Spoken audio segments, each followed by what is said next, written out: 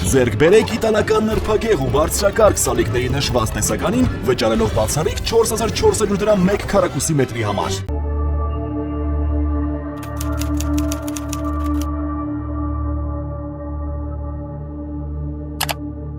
Ողջույն հարգարժան տիկնայք եւ պարոնայք, խոսենք մի շարք իրադարձությունների մասին ըստ էության։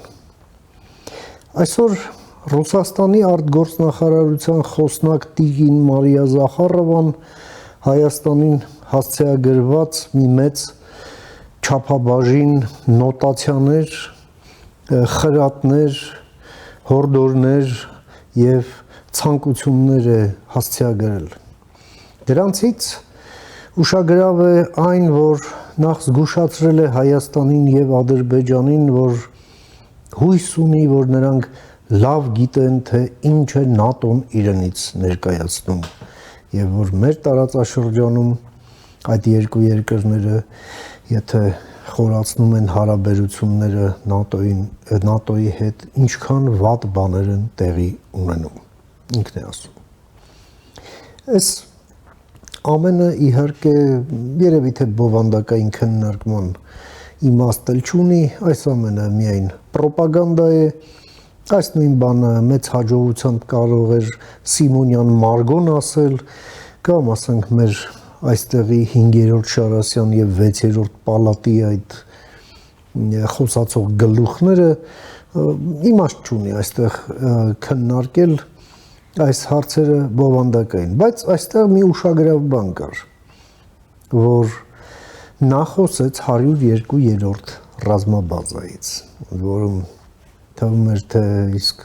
ով է քեզ բզել Տիգին Զախարովա։ Իսկ 102-րդ բազայի հետ կապված մեր նախաձեռնությունը թափ է հավաքում դա Change.org կայքի պլատֆորմի հիման վրա այդ ստորագրահավաքի արշավն է, որը մենք նախաձեռնել ենք եւ ներկայացնում ենք մեր հանրությանը, դրան կարելի է միանալ առանց տնից դուրս գալու հենց սմարթֆոնից, հենց միանալով այդ հղմանը եւ ընդհանրապես հավաքել անուն ազգանուն էլեկտրոնային փոստի հասցե, որից հետո հենց այդ կայքը գեներացնում է նամակ, մտնել էլեկտրոնային փոստում այդ ստացած նամակը բացել եւ այնտեղ մի այսպես կոճակ կա, սեղմում եք հաստատելու համար եւ վերջ դուք միացած եք այդ ստորագրահավաքին, ձեր ստորագրությունն արդեն այդ հաշվիչը միանգամից փոխվում է եւս մեկով։ Խոսքը վերաբերվում է 102-րդ բազան Հայաստանից հանելուն։ Տիգին Զախարովան ասում է, որ ազդակներ չի ստացել Հայաստանի իշխանություններից այդ բազայի դուրսբերման վերաբերյալ։ Չի ստացել այս պահին, բայց դա չի նշանակում, որ չի ստանա։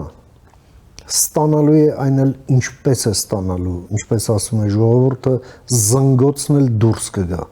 այնպես կստանա եւ ժամանակ էլ կստանա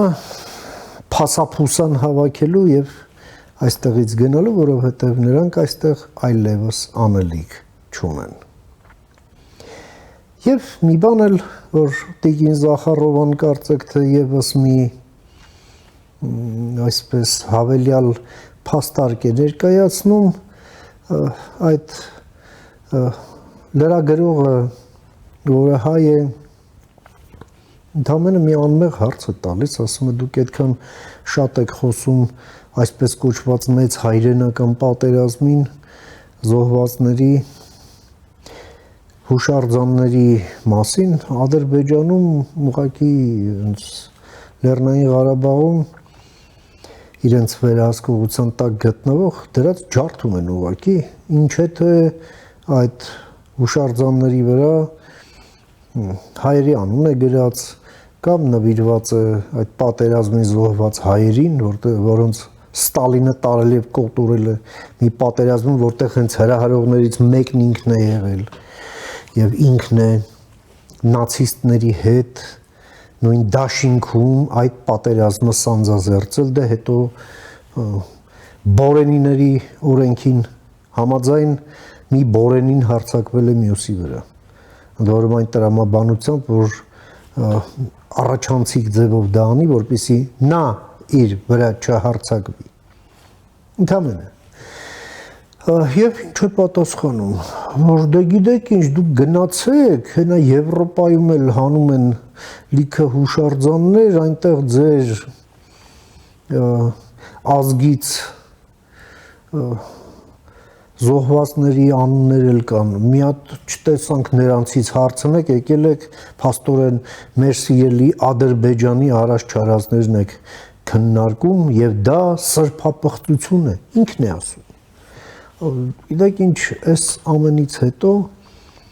կարծեք թե այն բոլորը, որ միշտ դու քաղաքական փաստարկ էիր բերում, իսկ նրանք խոսում էին Պուշկինից, Չայկովսկիից եւ բալետից, նույնիսկ նրանք են սկսելու խորշել այս ամենից, ընդհանրապես սրտխառնոց եւ նույնիսկ ալերգիա եղջերացան զգալով կամ տեսնելով իրենց վրա այս այլանդակությունից, այս ուղղակի հատակին հասած մի ցինիզմից եւ ստորությունից։ Լեհ մտավորական Ստանիսլավ Եժիլեցն էր ասում, որ մեզ թվում էր, թե մենք հասել ենք հատակին, սակայն ներքևից մեկը թակեց։ Եվ կյանքը ցույց է տալիս, որ այդ թակողը սա հենց այդ դեպքն է եւ այդ թակողը պուտինյան ֆաշիստական Ռուսաստանն է։